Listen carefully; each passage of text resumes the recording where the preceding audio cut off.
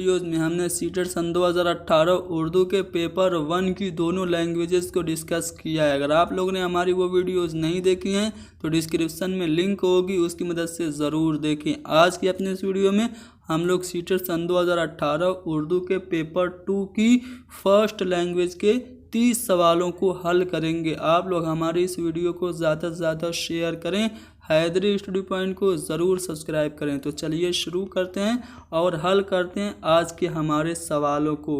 आज के हमारे सवालों में जो पहला सवाल है वो ये है कि ज़बान की तालीम में कमज़ोर तलबा के लिए बेहतर तालीमी तदरीस क्या है। अगर आप लैंग्वेज की टीचिंग कर रहे हैं और बच्चे जो हैं वो कमज़ोर हैं तो कमज़ोर बच्चों के लिए बेहतर तालीमी तदरीस क्या है। क्या आप तालिब इल्मों को अलग अलग पढ़ाएंगे या फिर पूरे ग्रुप को पढ़ाना बेहतर तालीमी तदरीस है, एक साथ पढ़ाना या फिर इनमें से सभी। तो दोस्तों कमज़ोर तलबा के लिए जो सबसे बेहतर तालीमी तदरीस है वो ये है कि तालिब इल्मों को अलग अलग पढ़ाइए। इस तरह से उनकी जो कमज़ोरी है उसको आप पता भी कर पाएंगे और उसकी कमज़ोरी को दूर करते हुए उसकी मुआलजाती तालीम यानी कि रेमेडियल टीचिंग कर पाएंगे। तो तालिब इल्मों को अलग अलग पढ़ाना चाहिए अगर कमज़ोर तलबा हैं तो। पहला वाला ऑप्शन सही है। अगला सवाल क्या है कि ज़बान की तालीम के मकसद की तशख़ीस के लिए कौन सी चीज़ का होना ज़रूरी, यानी कि भाषा शिक्षण के उद्देश्य का मूल्यांकन करने के लिए कौन सी चीज़ें होनी ज़रूरी हैं। क्या मकसद और उसकी अहमियत ज़रूरी है, जामे तरीक़ाकार ज़रूरी है, काबिल भरोसा और दुरुस्तगी या फिर इनमें से सभी। तो दोस्तों भाषा के शिक्षण के उद्देश्य के मूल्यांकन के लिए, तशख़ीस मीन्स मूल्यांकन, तो मूल्यांकन के लिए ये सभी चीज़ें ज़रूरी यानी कि मकसद और उसकी अहमियत भी ज़रूरी है और जामे तरीक़ाकार और काबिल भरोसा ये सभी चीज़ें ज़रूरी, यानी कि चौथा वाला ऑप्शन हमारा सही हो जाएगा। अगला सवाल ये है कि मिंदजा झेल में से ज़बान सिखाने के लिए कौन सी चीज़ का होना ज़रूरी है। लैंग्वेज टीचिंग के लिए चारों में से क्या चीज़ ज़रूरी है। क्या सोच को वुसाअत देना ज़रूरी है, बिल्कुल ज़रूरी है। दोस्तों यहाँ पे पूछा जा रहा है क्या ज़रूरी नहीं है, ध्यान दीजिएगा। मिंदजा झेल में से ज़बान सिखाने के लिए कौन सी चीज़ का होना ज़रूरी नहीं है, तो सोच को वुसाअत देना ज़रूरी है। ज़बान की तफ़हीम भी ज़रूरी है, तख्लीक यानी कि क्रिएटिविटी सृजनात्मकता भी ज़रूरी है, लेकिन तहरीर में महारत पैदा करना ये ज़रूरी नहीं है ज़बान सिखाने के लिए। तो यहाँ पे तीसरा वाला ऑप्शन हमारा सही हो जाएगा। अगला जो सवाल है वो ये है कि ज़बान में महारत पैदा करने के ज़िम्न में कौन सा कौल सही नहीं है। दोस्तों भाषा में अगर आप महारत पैदा करवाना चाहते हैं बच्चों को और उससे रिलेटेड यहाँ पे 4 जो स्टेटमेंट हैं तो कौन सा स्टेटमेंट गलत है ये हमको पता लगाना है। तो चलिए बारी बारी से स्टेटमेंट पढ़ते हैं और सही और गलत को छांट लेते हैं। पहला जो स्टेटमेंट है उसमें ये कहा जा रहा है कि ज़बान के उसूलों की तरक्की में ज़बान से मुताल्लिक़ उसूलों के मुकाबले में ज़्यादा अहम है। दूसरा है बच्चे सिर्फ सुनने, बोलने, पढ़ने और लिखने के ज़रिए ही सीखते हैं। तीसरा है स्कूल में पढ़ाई लिखाई में महारत पैदा करने के लिए ज़ोर देना चाहिए। चौथा है ज़बान सिखाने में मिंदजा झेल तीनों बातें मुआविन होती हैं। तो दोस्तों अगर आप लोग दूसरे वाले ऑप्शन पे गौर करें तो इसमें क्या कहा जा रहा है, बच्चे सिर्फ। मैंने जब उर्दू पेडागोजी की ट्रिक की वीडियो बनाई थी, अगर आप लोगों ने वो वीडियो नहीं देखी है तो डिस्क्रिप्शन में लिंक होगी, उसकी मदद से देखिए। आप लोग उस ट्रिक की वीडियो को देख के पेडागोजी के सवालों को कैसे हल करना है इसका आप अंदाज़ा पा जाएंगे। तो यहाँ पे इस ऑप्शन में आपको सिर्फ दिख रहा है, मैंने बताया था जहाँ कहीं पे भी पेडागोजी के क्वेश्चन में केवल यानी कि सिर्फ जैसे अल्फाज दिखें तो उसको आप हमेशा नेगेटिव मार्क करेंगे। अब देखिए पूछा जा रहा है कौन सा कौल सही नहीं है और इसमें कहा जा रहा है कि बच्चे सिर्फ सुनने, बोलने और पढ़ने लिखने के ज़रिए ही सीखते हैं। ऐसी तो बात नहीं है, बच्चे भाषा कहीं पे भी सीख सकते हैं। बच्चे बाज़ार जाते हैं तो बाज़ार में भी आप किसी भी तरह से सीख सकते हैं, ठीक है। तो इस तरह से अगर कहा जाए कि सिर्फ सुनने, बोलने और पढ़ने और लिखने के ज़रिए ही बच्चे ज़बान सीखते हैं तो ये जो कौल है वो गलत है, यानी कि यही वाला ऑप्शन हमारा सही जवाब होगा। अगला जो सवाल है वो यह है कि तलबा उन ज़बानों को जल्दी सीख लेते हैं जिसके कवायद नहीं जानते, यानी कि बच्चे वो लैंग्वेज जल्दी सीख लेते हैं जिसका ग्रामर नहीं जानते। ये जो स्टेटमेंट है किसका है, तो ये लॉर्ड मैकाइल का है। लॉर्ड मैकाइल या लॉर्ड मैकाले एक ही बात हुई। ये कोड लॉर्ड मैकाइल का है। वो कह रहे हैं कि बच्चे वो लैंग्वेज जल्दी सीख लेते हैं जिसका वो ग्रामर नहीं जानते। अब चलिए आगे बढ़ते हैं और अगला सवाल देखते हैं। अगले सवाल में ये कहा जा रहा है कि क्लास में पढ़ाते वक्त तलबा मुश्किल सवालात और ज़बान के बारे में शुबहा का इजहार करते हैं, आप ऐसे में क्या करेंगे। बच्चे क्या कर रहे हैं, जब आप पढ़ा रहे हैं तो पढ़ाते वक्त मुश्किल सवालात और ज़बान के बारे में बच्चों को डाउट होता है, तो एज ए टीचर आप क्या करेंगे। क्या आप उसकी तैयारी करके उनके डाउट को दूर करेंगे, उनके शुबहा का इजाला करेंगे और उनके सवालों का जवाब देंगे, या फिर आप उनके सभी शुबहा और सवालों को नोट करेंगे और अगले दिन उनके शुबहा और सवालों का जवाब देंगे, या आप उनको हिदायत करेंगे कि पहले किताब में पढ़ो और बाद में इससे ताल्लुक़ बातचीत करो, या फिर आप तलबा को डांट कर कहेंगे कि जमात में नज़्म व ज़ब्त बनाए रखो। तो दोस्तों, जब कभी भी बच्चों को डांटा जाए, बच्चों को सज़ा दी जाए, सख्त नज़्म व ज़ब्त बनाने की ज़रूरत कही जाए, तो उस ऑप्शन को आप निगेटिव करना, यानी कि ये वाला ऑप्शन सही नहीं हो सकता। इसमें भी बच्चों को हिदायत दी जा रही है, इसलिए ये वाला भी गलत हो गया। अब दोनों में सही कौन है, आप उसकी तैयारी करके उनके शुबह का इजाला करेंगे या फिर आप अगले दिन बताएंगे। तो दोस्तों, आप अगले दिन नहीं बताएंगे, आप उसकी तैयारी करके उनके डाउट को क्लियर करेंगे। अगर बच्चे क्या कर रहे हैं, मुश्किल सवालात और ज़बान के बारे में डाउट कर रहे हैं, तो यहाँ पे पहला वाला ऑप्शन हमारा सही हो जाएगा। उम्मीद करता हूँ समझ में आ रहा होगा। बढ़ते हैं अगले सवाल की तरफ का। ये जरा कि तलबा में रटने की आदत होने की वजह से उनकी तरक्की में क्या रुकावट पैदा होती है। बच्चे में रटने की जब आदत होती है तो उनकी तरक्की में रुकावट होती है। किस क्षेत्र में, किस एरिया में रुकावट होती है। क्या उनके ज़हनी नशोनुमा नहीं होता है, या फिर तलबा की खुद एतमादी यानी कि सेल्फ कॉन्फिडेंस ख़त्म हो जाता है, या वो जमात के तदरीसी मशागिल से कट जाता है, यानी कि जो एजुकेशनल जो एक्टिविटीज़ होती हैं उससे वो कट जाता है, या वो पढ़ाई पर पूरी तरह ज़हन नहीं लगाते हैं। तो दोस्तों, जब रटने की आदत बच्चों को हो जाएगी तो वो पूरी तरह से ज़हन नहीं लगाएंगे, अरे चलो हम इसको रट के याद कर लेंगे, ऐसा सोचेंगे। तो जब रटने की आदत बच्चों में हो जाती है तो उनमें जो ज़हन लगाना होता है पढ़ाई में वो नहीं लगा पाते हैं। तो चौथा वाला ऑप्शन हमारा सही हो जाएगा। बढ़ते हैं अगले सवाल की तरफ। कहा यह जा रहा है कि ज़बान की तदरीस के तरीक़ेकार में एक फ़ायदा ये होता है। ज़बान की तदरीस के तरीक़ेकार की बात करें तो इसमें क्या फ़ायदा होता है। क्या तलबा को होमवर्क नहीं करना होता, या तलबा में रटने की आदत नहीं उभरती, या कमरा जमात में नज़्म व ज़ब्त यानी कि डिसिप्लिन बाकी रहता है, या तलबा कम वक्त में ज़्यादा पढ़ सकते हैं। तो दोस्तों, अगर मैं तदरीस के तरीक़ेकार की बात करूं, टीचिंग मेथड्स की बात करूं, तो इससे क्या होता है, जब हम टीचिंग मेथड्स को अप्लाई करते हुए पढ़ाते हैं तो तलबा में जो रटने की आदत होती है वो नहीं उभरती है। तो दूसरा वाला ऑप्शन हमारा सही हो जाएगा।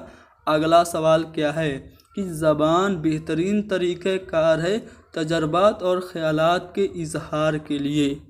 क्या ऐलान के ज़रिए, इज्तिमा के ज़रिए, तबादला यानी कि ट्रांसफॉर्मेशन या ट्रांसफ़र, एक दूसरे के विचारों का आदान प्रदान के लिए, या फिर इनमें से सभी। तो दोस्तों, सीटेट ने जो ऑप्शन माना है वो तीसरे वाले को सही माना है ऑफिशियल आंसर की में, जबकि मेरे मुताबिक से इनमें से सभी होना चाहिए था। यानी कि ज़बान जो है वो बेहतरीन तरीक़ा है। हम ऐलान के ज़रिए भी अपने तजर्बात और ख़यालात को ज़ाहिर कर सकते हैं, इज्तिमा में भी कर सकते हैं, और तबादला यानी कि किसी से बातचीत करते हुए भी विचारों का आदान प्रदान कर सकते हैं। सीटेट ने यहाँ पे तीसरा वाला ऑप्शन माना है, हम भी तीसरे वाले को सही मानते हुए आगे बढ़ते हैं। आगे देखते हैं अगला सवाल क्या है कि हिंदुस्तानी बच्चों को सीखने की ज़रूरत है। क्या सिर्फ मादरी ज़बान सीखने की ज़रूरत है, मादरी ज़बान और इलाक़ाई ज़बान सीखने की ज़रूरत है, मादरी ज़बान और अंग्रेज़ी ज़बान, या फिर कोई तीन ज़बान। तो सेह लिसानी जो फार्मूला है, जो त्रिभाषाई सूत्र है, वो ये क्या कहता है? वो यही तो कहता है कि बच्चों को 3 ज़बान सीखने की ज़रूरत है। तो हिंदुस्तानी बच्चों को सीखने की ज़रूरत है कोई 3 ज़बान।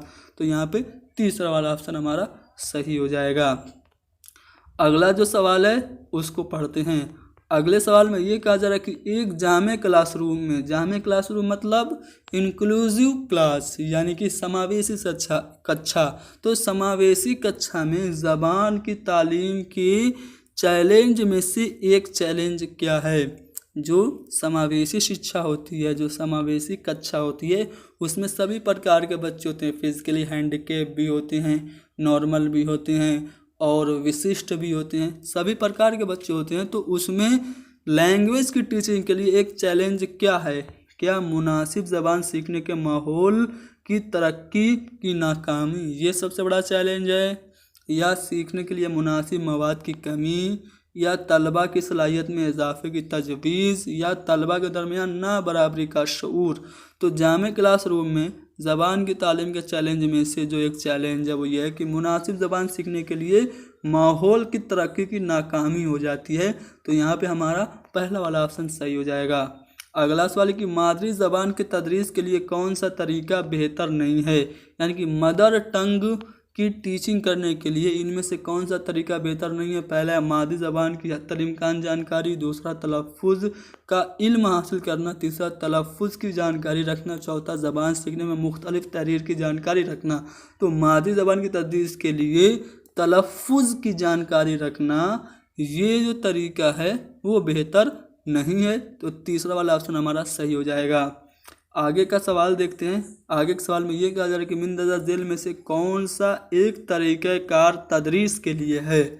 यहाँ पे कुछ तरीक़ेकार हैं, कौन एक तदरीस के लिए है उसके बारे में हमें पता लगाना। पहला है मखसूस तरीक़ेकार, दूसरा है पुरलुत्फ़ तरीक़ेकार और तीसरा ऑप्शन इधर है उभारने का तरीका या इनमें से सभी। तो यहाँ पे जो चौथा वाला ऑप्शन है इनमें से सभी हमारा सही जवाब हो जाएगा। सभी तदरीस के तरीक़ेकार हैं।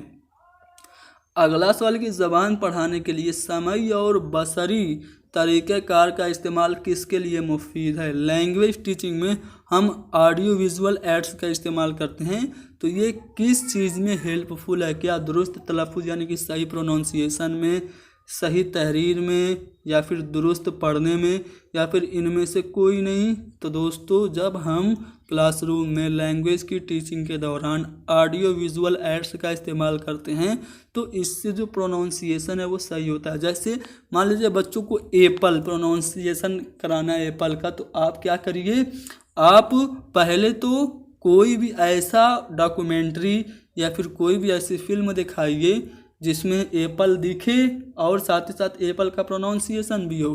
तो इस तरह से बच्चों में जो प्रोनाउंसिएशन है, जो तलफ़ुज़ है वो सही हो जाएगा। तो समई बसरी अशिया से दुरुस्त तलफ़ुज़ ये हो सकता है। तो यहाँ पे पहला वाला ऑप्शन सही है। अगला सवाल ये है कि निसाबी तालीम का एक तरीका है। निसाबी तालीम एक तरीका है जिससे क्या होता है, मसाइल की शनाख्त करने में दुश्वारी बढ़ती है, या फिर मुश्किलात हल करने में मदद मिलती है, या फिर बेतरतीब मुश्किलात बढ़ती हैं, या फिर मुश्किलात हल करने में ज़बान की मदद करती है। तो निसाबी तालीम जो है वो क्या करती है, मुश्किलात हल करने में मदद करती है। सिर्फ लैंग्वेज में नहीं, ज़बान में नहीं, बल्कि सभी सब्जेक्ट में ये मुश्किलात हल करने में मदद करती है। इसलिए दूसरा वाला ऑप्शन हमारा सही हो जाएगा। तो पेडागोजी के 15 सवालों को हमने हल कर लिया। अब हम इक़्तिबास पे मबनी सवालों को हल करेंगे। यहाँ पे आप लोगों को एक पैसेज दिख रहा होगा जिससे मुताल्लिक़ कुछ सवालात दिए गए हैं, जिसमें से पहला सवाल ये है कि मुसीबत में कौन काम आता है। दूसरा सवाल ये है कि गुल पर कब निखार आता है। तीसरा सवाल है कि मरने पर, मेरे मरने पर गम न कर, क्यों गम न कर। इन सभी सवालों का जवाब हमें पैसेज की मदद से मिलेगा।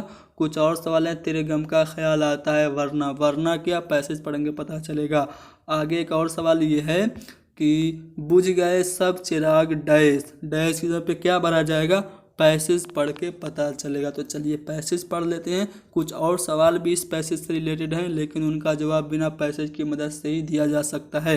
तो यहाँ पे जो पैसेज है उसमें ये कहा जा रहा है कि खुदकुशी ऐसी कोई बात न थी, तेरे गम का ख्याल आता है एक तेरे नाम के सिवा है कौन जो मुसीबत में काम आता है।